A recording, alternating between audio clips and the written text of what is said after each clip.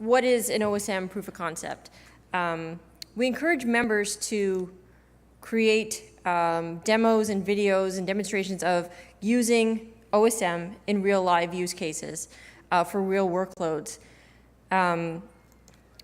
We encourage people to look at those scenarios that you might actually use it in production and build those and implement those with various tools from the ecosystem and the community, onboard a few different VNFs, play with the architecture, use different VIMs, and then film it and present it back to the community. We very much encourage multi-vendor or multi-component POCs because this is really how people are going to use this stuff in the wild and in production. We're not going to see people that are just going to keep it in a lab, or we hope that they're not just going to keep it in a lab and never use it. It's going to be used to onboard real network services that provide real life services to customers. So the benefits of having a POC that's official. It's endorsed by the OSM community in that it gets posted on the OSM web portal. It's assigned an official POC number so that we have a portal with all of the different POCs listed, and you could sit there and watch them all. We also have the ability for awards and recognition. The OSM community has a number of awards that we grant to different members based on their contribution. There is a contribution award for POC. And then you can also submit these POCs for industry event awards. So events like this one, other industry events globally in the NFV and SDN space, all accept submissions for proof of concepts and demonstrations of technology. You could use this demo to submit your company for that award as well as other technology awards in the industry. So how do you get to be an official OSM POC? At least one company has to be a member. So while we encourage everybody to play with OSM, we prefer everyone to actually join the community and actively contribute and interface with the rest of the community instead of just doing it off on their own. You have to use the core OSM components. So you can't really call it an OSM demo unless it has OSM in it. You have to present it for comment to the OSM community, and I'll go through that procedure really quickly in a minute. And it has to be approved by the technical steering committee. So in a nutshell, join OSM, submit a formal POC proposal to the tech mailing list, with the guise of informing the community. There's templates on how to submit this. It's a little form, one-page form you got to fill out. The OSM steering committee will acknowledge the receipt of the proposal, and we will communicate the approval across the OSM tech mailing list, which goes to the entire community. So then you have to send the relevant information to our MARCOM, our Marketing and Communications Committee, to post it on the website. Present the POC results in one of the tech meetings so that you can share it with the community. There's also a requirement that as your products evolve, as well as OSM, these POCs will be refreshed and updated so that it's all well and good if you did a POC for OSM release 0, but is that POC still relevant today? And if it is, then we expect that you would update it and have a new version of that available. And for more details, you can hit the OSM wiki, and I'll distribute this deck. You can download it from layer 123, so you can have all the embedded links that I'm talking about here.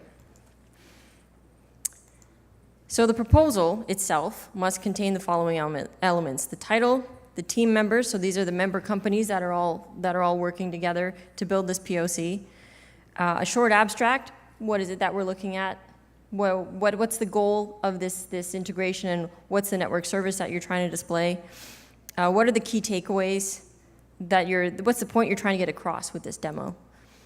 And a brief technical overview in the OSM PowerPoint template, which is available for download off of our portal. Also list all the OSM version and components that are leveraged by the POC.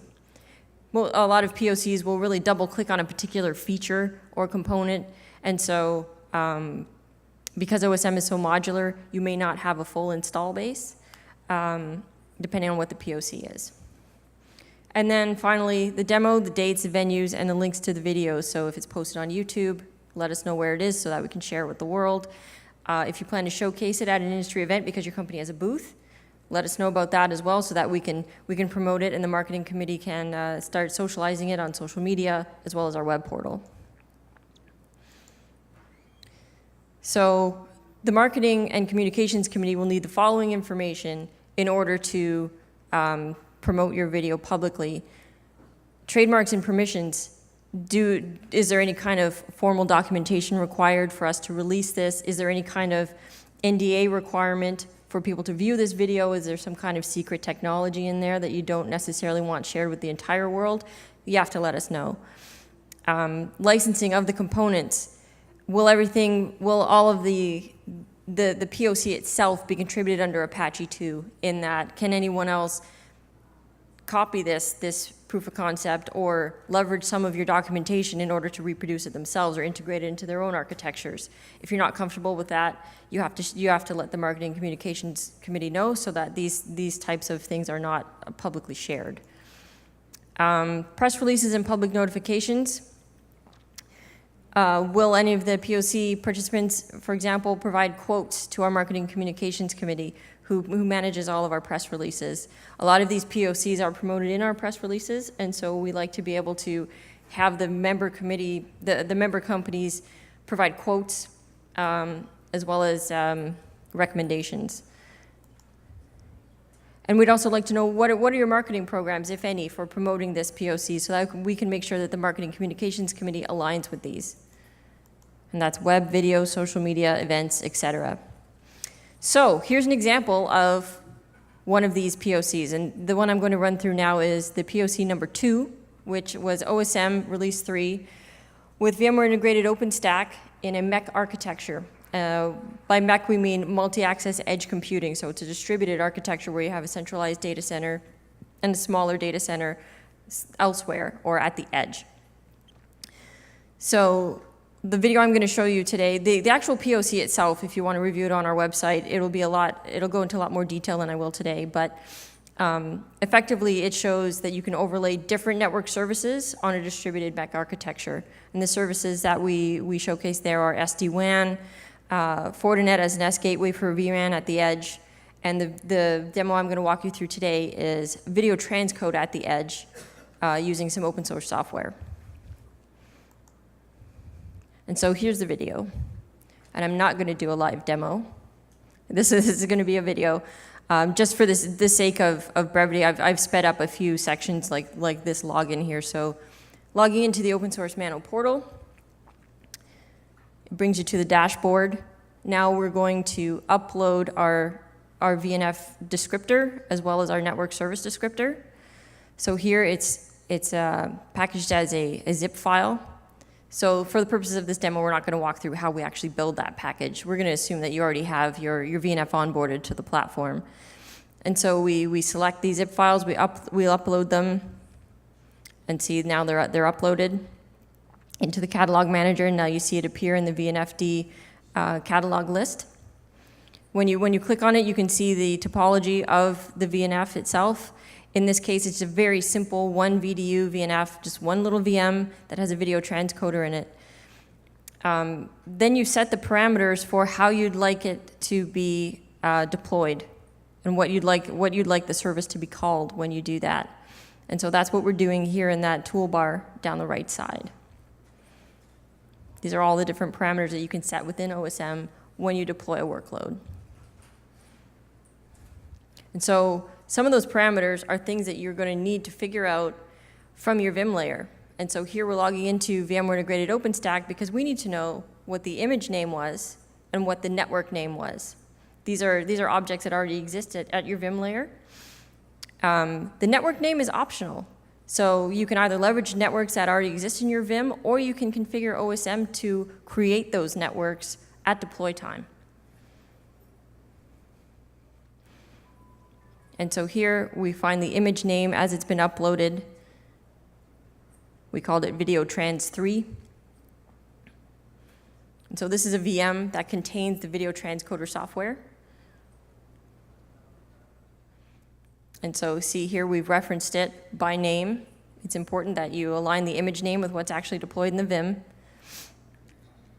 And then here you see the network service itself that contains the video transcoder VNF itself.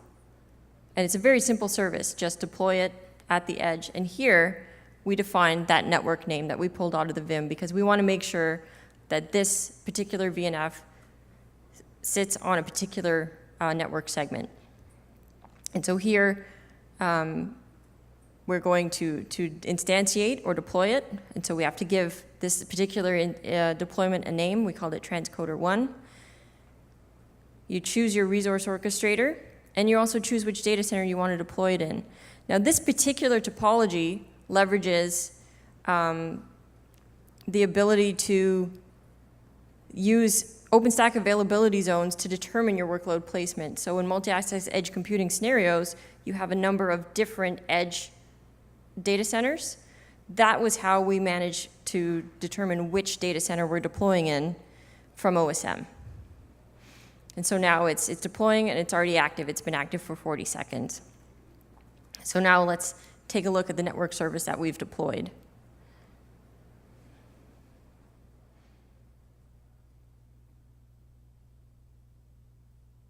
And you'll see here that this new VM now appears in your Horizon dashboard in your OpenStack implementation. From that, you pull your IP. And this particular VNF is built to transcode NASA video streams from the internet. And so what we're doing is we're pulling a live stream from NASA right at the edge data center, transcoding it and pushing it back out. So you're not backhauling any of this video to your core data center. We're doing it at the edge. And so here, we're showing how this is the untranscoded video. So this video is being pulled into that edge data center and then pushed back out. And from this, you can inject all kinds of wrappers. You can overlay text. You can do all kinds of things. In this demo, what we're showing here is that we're actually transcoding it. And so we're opening another instance. So the video in the back is the original feed. Now we're opening up the transcoded feed that's been formatted for a particular display. And you'll see here this is them playing side by side. And so all of this is happening out at that edge data center with that VNF that we just took 30 seconds to deploy. And so just as easily as it can be deployed, it can also be torn down. So we're going to show here that it can also be deleted. And so you go back into the OSM dashboard, you delete your network service. All the magic happens in the background to remove that VM from the Vim, detach it from the networks that it's connected to, et cetera, et cetera, et cetera. And now you'll see that it's been removed from your Horizon dashboard. So just as easily as you could spin it up, you can spin it down.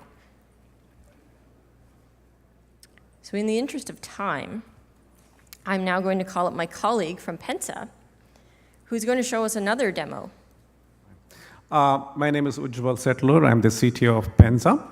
And we are a startup in Mountain View and with a good engineering team in Chennai, India. We've been around for about 3.5 years. And essentially what Penza does is build a pre-orchestration automation stack to design, validate, and deploy NFV topologies. We are not an orchestrator. We actually interact with orchestrators, and we will actually show you how we interact with OSM in this demo. Okay? The goal of our product is to essentially deliver a validated network service blueprint to an orchestrator. Okay, so the software used here is actually, this demo is going to be an end-to-end demo from VMware's VNFOnboarding.com, which is essentially a hosted site where you can create simple VNF descriptors that will be generated there and imported into our platform, which is Penza Maestro.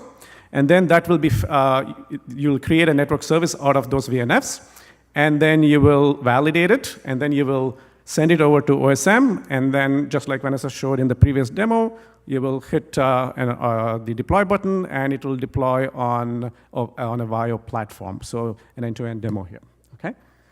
All right, so what do I need to do next? Yeah. All right, so again, so this is the video that started. So this is VNFOnboarding.com, and what we'll be doing here is creating a VNF. The VNF that we are using in this demo is the Clearwater IMS system, virtual IMS system from Metaswitch. It's an open source IMS system. It is actually a multi-VDU VNF, but since VNFOnboarding.com does not have the ability to do multi-VDUs yet, and Vanessa promises me it's coming soon, so we are essentially creating single VDU VNFs at this platform here.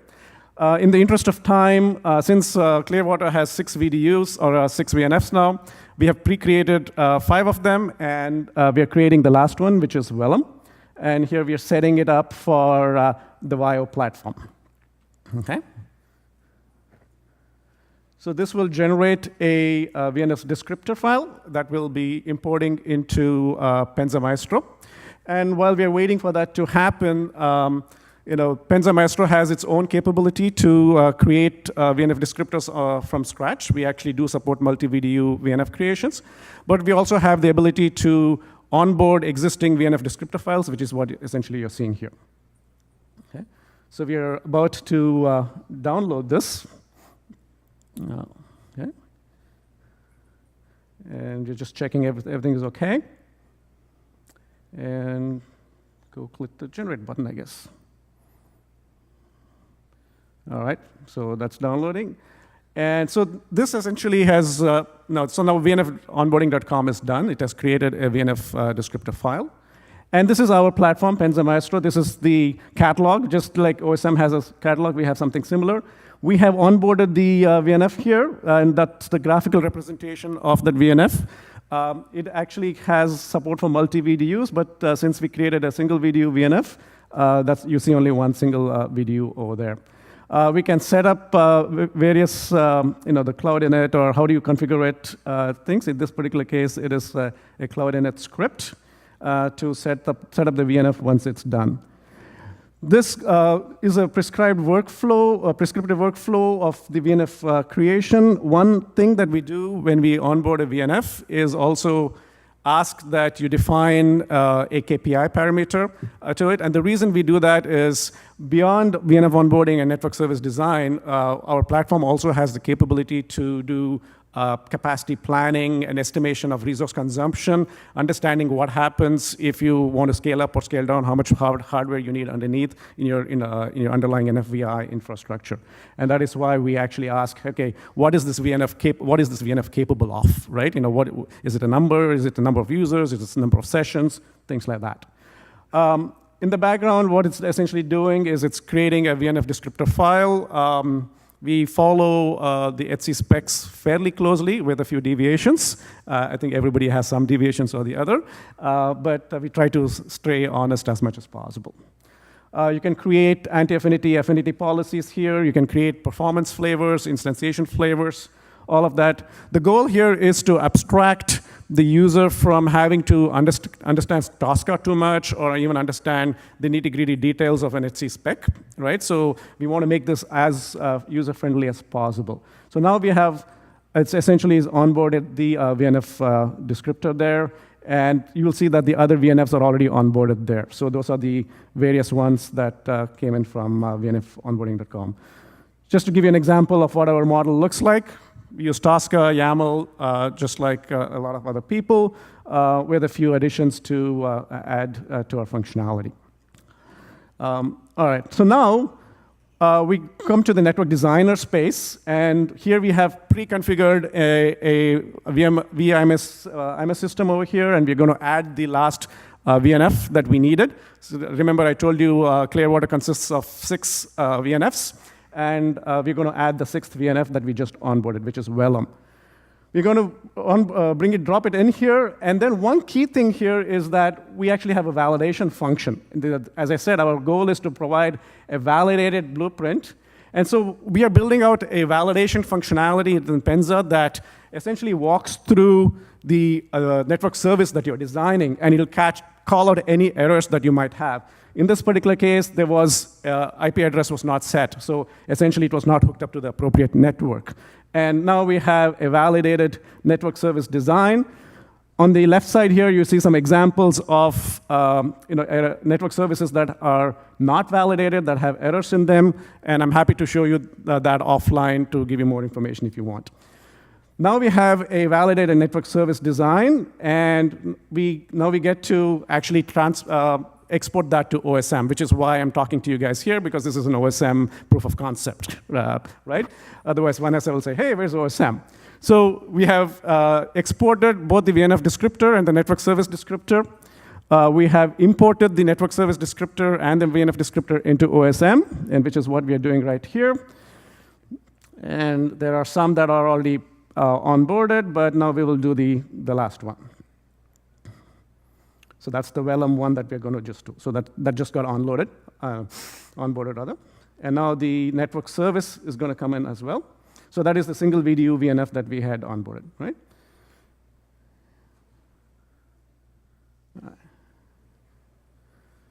So, and now we are onboarding the network service descriptor as well, and looking at the topology. That's the topology that we actually designed in our system. Okay. And now we get to instantiate that. Just like in the previous demo, we use a VIO instance that VMware provided us. This is just to make sure that there's nothing previously running, right? And then we'll go back to OSM. We'll hit the instantiate button, and then we'll see that these guys will start running over here. All right, so now we'll go to the launchpad. And we'll be instantiating that. So that's the network service that we onboarded. It's the validated network service, I want to point out. That's one of the key things that we want to bring in here is the validation aspects of a network service. Right? Specify the resource orchestrator. You get to do this for every VNF over here so that you know exactly where it's going.